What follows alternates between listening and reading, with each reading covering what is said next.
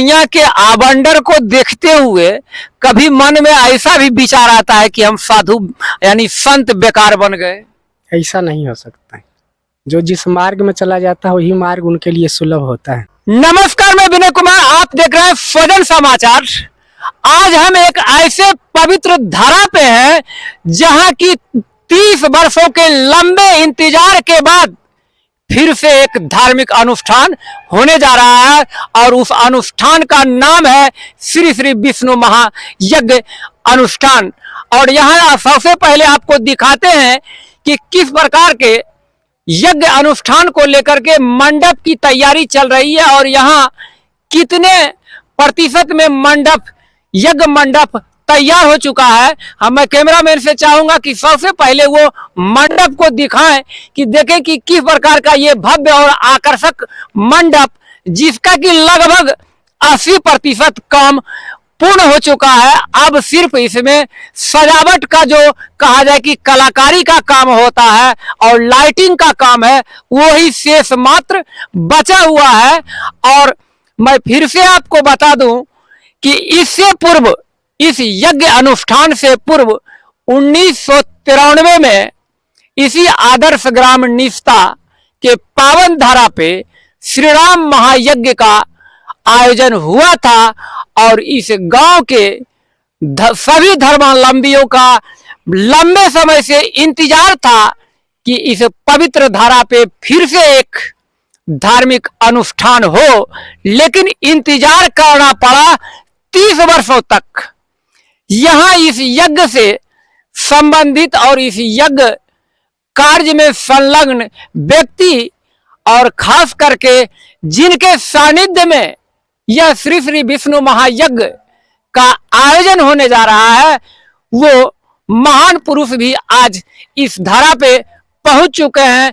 उनसे भी बात करेंगे कि आखिर यह जो 30 वर्षों का लंबा इंतजार इस गांव के लोगों को करना पड़ा फिर से धार्मिक अनुष्ठान के लिए, इसका वजह क्या था, क्या कारण था कि 30 वर्षों के अंतराल के बाद इस आदर्श ग्राम निष्ठा के पवित्र धारा पे श्री श्री विष्णु महायज्ञ होने जा रहा है।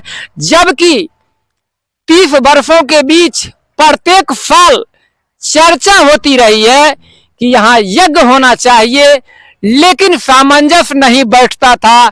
क्या वजह था कि एक फासला कहा जाए कि एक युग का फासला, 30 वर्षों का फासला तय करने के बाद फिर से आज सामंजस्य समाज में बना और इस श्री श्री विष्णु महायज्ञ का आयोजन होने जा रहा है। और आयोजन तिथि 11 मई से लेकर के 19 मई 2023 तक होगा और खास करके भव्य कलश शोभा यात्रा 10 मई को निकाला जाएगा। उस कलश शोभा यात्रा की क्या होगी विशेषता, इस पे भी करेंगे हम चर्चा।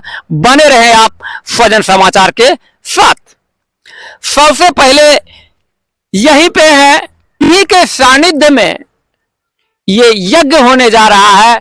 इनके साथ साथ इनके जो गुरु महाराज हैं, इनका भी सानिध्य रहेगा, वो भी इस यज्ञ में अपना पदार्पण देंगे। सबसे पहले इनका हम नाम बताते हैं कि इनका नाम श्री श्री 108 सत्यनारायण दास उर्फ छोटे दास जी है, जो बाल ब्रह्मचारी हैं।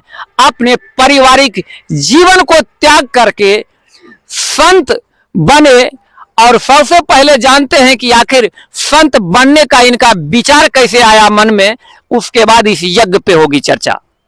तो सबसे पहले महात्मा जी, आखिर आप शिक्षा भी अध्ययन किए इसी गांव के स्कूल में, तो फिर आपके मन में जगा कैसे कि हम संत ही बने? ये तो परमात्मा का सिर्फ कृपा होता है। जब जैसा संजोग होता है तो परमात्मा अपने आप घिंचाव कर लेते हैं। शिक्षा यहाँ से लालन पालन हमारा यही हुआ है। ऐसा समय आया तो भगवान अपने आप वैसे बुद्धि दिएगा, ठाकुर जी का शरणागति प्राप्त हुआ है। ये कहा जाए कि ठाकुर जी की कृपा आप पे बनी और आप संत बने। उन्हीं की कृपा होता है। और लोग हम या आप कोई बनना चाहे नहीं बन सकता है। जब उनका इच्छा होता है तभी कोई भी भक्ति मार्ग पर पद रखते हैं। भक्ति मार्ग पे पद रखते हैं, तो ये तो आपका संत बनने की बात रही। और एक चीज और हम पूछना चाहेंगे बाबा कि आखिर कहा जाता है कि जिंदगी जीना सबसे कष्टदायक है। लोग भी हिंदू धर्म शास्त्र में बताते हैं कि जिंदगी जीना आसान नहीं है, मरना आसान है। तो क्या संत जीवन निर्वाह करना भी कठिन है? ये तो संत जीवन में बहुत कठिन तो है। साथ साथ साधना भी है।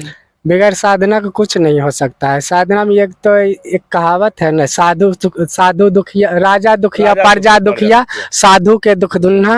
कहत कबीर सुनो भाई, साधु एको घर न सुनना। ये अच्छा, तो एक चीज बाबा और कि एक तो मान लीजिए कहा जाए कि अभी आप युवा उम्र में भी हैं, तो इस दुनिया के आबंडर को देखते हुए कभी मन में ऐसा भी विचार आता है कि हम साधु यानी संत बेकार बन गए? ऐसा नहीं हो सकता है। जो जिस मार्ग में चला जाता है वही मार्ग उनके लिए सुलभ होता है। और अब बाबा आपसे हम चर्चा करते हैं, यहाँ जो ये यज्ञ अनुष्ठान हो रहा है, तो जिस समय यहाँ पहली बार इस आदर्श ग्राम निष्ठा के धरा पे यज्ञ हुआ था, उस समय आप भी छोटे होंगे और शायद याद भी होगा। तो यह जो लंबा फासला 30 वर्षों का रहा है, इसका रहने का वजह कुछ? रहने का वजह इसमें यही होता है, जब एक रामायण में चौपाई लिखा है, जोग लगन ग्रह बाढ़ते थे। ये जब जैसा समय आएगा तभी कुछ हो सकता है। हम और आपको चाहने से कुछ नहीं, वैसा संयोग ही आज लमसम लगता है कि 6 साल से ऐसे चर्चा चल रही थी जग के बारे में कि ऐसे समय आया, 6 साल वो सर बीतते हुए अब की साल वैसे ठाकुर जी का असीम कृपा हुआ है कि फिर जग शुरुआत हो गया है। क्या मान लीजिए एक तरह से कहा जाता है कि जैसे शादी को लेकर के यह विधित लिखित होता है, ऊपर में ब्रह्मा जी लिख देते हैं, मौत भी लिख देते हैं। तो क्या बाबा इस चीज को भी मानते हैं कि ये जो यज्ञ अनुष्ठान होता है यह भी लिखित होता है या अभी के मानव पे डिपेंड करता है? ये तो अध्यात्म मार्ग में इनको मतलब जब तक संजोग नहीं बनेगा, वैसा समय नहीं आएगा तो नहीं हो सकता है। चाहे हम आप कितनों प्रयास कर हर चीज का लगन हो, जब तक लग्न होगा उसी समय वो सब कुछ हो। या शादी आप जितना जो भी सोच लीजिए, जिस दिन मुहूर्त वैसा बन जाएगा उस दिन अपने आप वैसा संजोग बन जाएगा, वैसा संजोग बन जाएगा।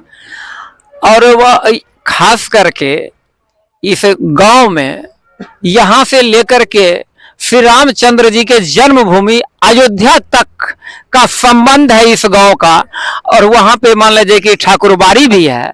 तो क्या वहां से भी संत महात्मा इस यज्ञ अनुष्ठान में आमंत्रित होंगे? ये तो यहाँ की गरिमा है कि जो वहां तक जुड़े हुए हैं और वहां से संतों की आगमन भी रहेगा। यहाँ जितने लोग बुलाएंगे वहां से साधु महात्मा आते जा। संतों की ये संतों की नगरी है, कोई आज या कल नहीं है। तो एक महापुरुषों इस नगरी में आए हैं और भविष्य में प्रार्थना परमात्मा से ही करते रहते, किसी तरह किसी न किसी माध्यम से कोई महापुरुष का जन्म होते रहेगा, जन्म होते रहे।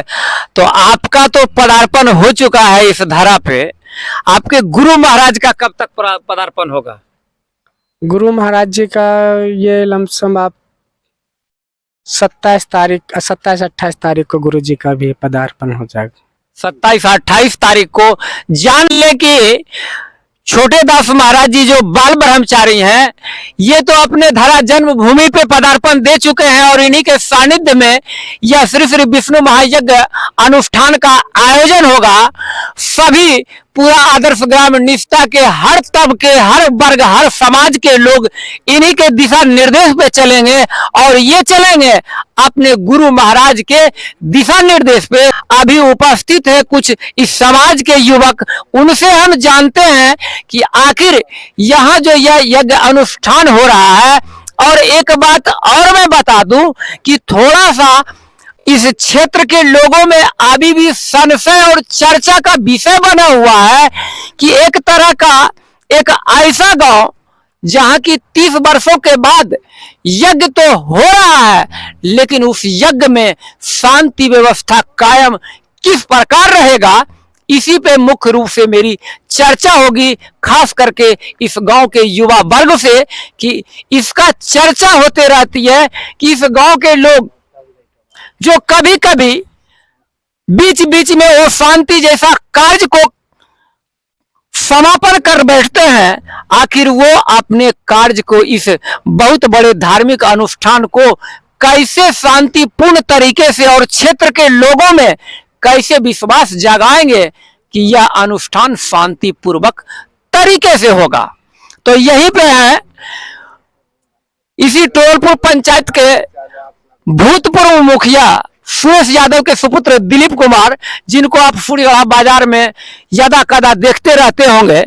तो थोड़ा सा हम चाहेंगे कि आप इस साइड आ जाए ताकि महात्मा जी का भी तस्वीर आते रहे। तो आप बताएं कि सबसे पहले इस क्षेत्र के जो भी धर्मावलंबी हैं वो पूजा अनुष्ठान के लिए आएंगे, और कुछ लोग मेला देखने की भावना से भी आएंगे। यज्ञ में दो तरह के लोग आते हैं, कुछ लोग पूजा पाठ करने के लिए आते हैं और कुछ लोग मेला देखने के लिए आते हैं। और आते हैं तो 100 परिवार आते हैं। आयोजन में पूर्णतः सुरक्षा और शांति की व्यवस्था आपके समाज के द्वारा स्थापित रहेगा। सबसे पहले स्वजन समाचार के दर्शकों को निष्ठा ग्रामवासी की ओर से ढेर सारी शुभकामनाएं। और ये आपका जो सवाल है, सबसे पहला सुरक्षा व्यवस्था के लिए सबसे पहले हमारे गांव के जितने भी गण्यमान्य, जितने भी हमारे युवा पीढ़ी के जितने भी वर्ग के लोग हैं, उनके द्वारा सारा चीज बैठक में ये तय कर दिया गया। हम सादर आमंत्रित उनको करेंगे कि जितने भी सूर्यगढ़ा प्रखंड अंतर्गत लखीसराय जिला वासी, मुंगेर हमारे नज़दीक के जिला हैं, जहां तक आपके स्वजन समाचार के दर्शक जुड़े हुए हैं, हम उन सभी से निवेदन करते हैं, संपूर्ण ग्रामवासी, कि वो इस यज्ञ में आए और संपूर्ण यज्ञ में आराम से घूमें। किसी प्रकार का कोई दिक्कत की बात नहीं है, संपूर्ण सुरक्षा रहेगी।